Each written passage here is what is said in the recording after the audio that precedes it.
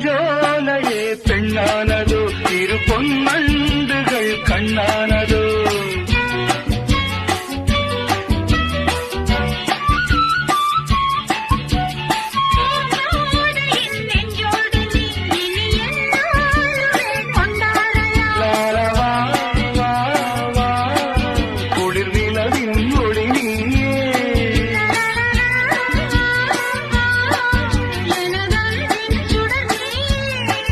சுகம் நூறாக வேண்டும்